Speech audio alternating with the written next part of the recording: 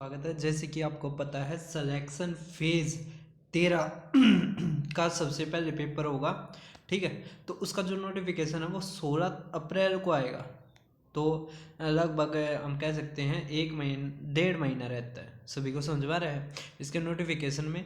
और फिर मई में इसका ख़त्म हो जाएगा और जून में अगले महीने इसका पेपर है। तो लगभग हमारे पास 100 दिन बच रहे हैं, है ना। लगभग 100 डेज हैं हमारे पास।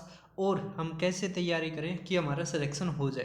तो आपको पता है इसमें कि जो सिलेक्शन पोस्ट की जो आती है वैकेंसी, वो लगभग ऐसी आती हैं कि 2000 1000 कुछ इस तरह की।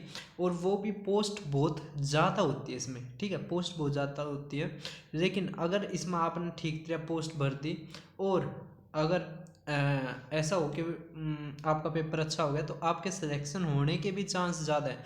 बस इसमें ये होता है कि आपका ज्वाइनिंग का थोड़ा वो लेट हो जाता है, वरना नौकरी ये भी अच्छी है सिलेक्शन पोस्ट वाली। और उसके अगर आप इसको ध्यान रख कर तैयारी करोगे तो आपका सीजीएल भी हो जाएगा। ठीक है, तो सीजीएल के ऊपर अलग से वीडियो लेके आऊँगा।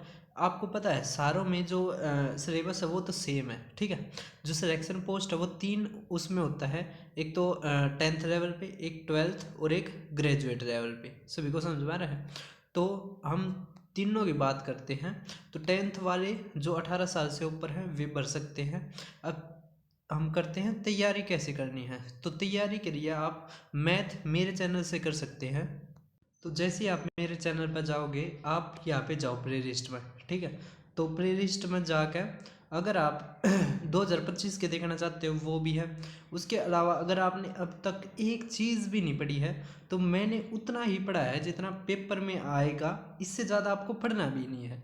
और सब कुछ कवर कर रखा है। क्विक रिवीजन सीरीज है, मैंने 11 चैप्टर करवा दिए हैं। 11 के 11 आप यहाँ से कर सकते हैं। ठीक है, उसके अलावा पार्टनरशिप भी मैंने कर दिया रिकॉर्ड, वो भी आपको मिल जाएगी कल या परसों तक। तो वो भी आप देख लेना। उसके अलावा अगर आप देखना चाहते हो एसएससी में कैसे क्या क्वेश्चन आते हैं तो एक अलग से प्लेलिस्ट भी बनाऊंगा मैं उसकी।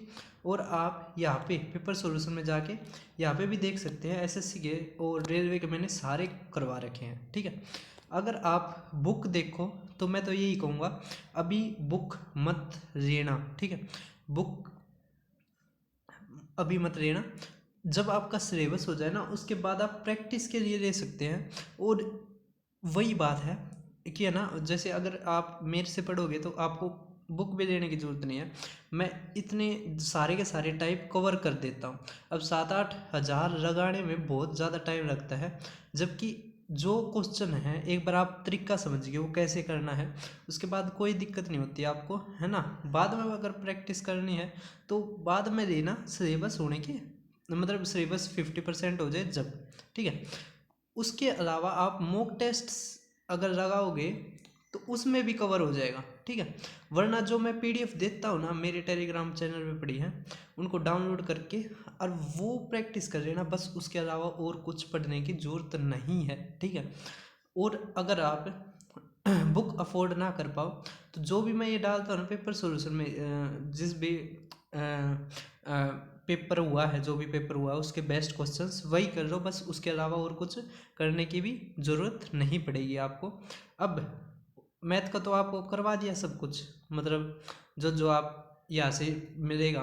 उसके अलावा जो रह गया, क्योंकि मैंने भी 15 टेस्ट क्लियर कर रखे हैं और अब मैं लगा हुआ हूँ सरकारी नौकरी में, तो मुझे पता है कितना क्या पढ़ना होता है।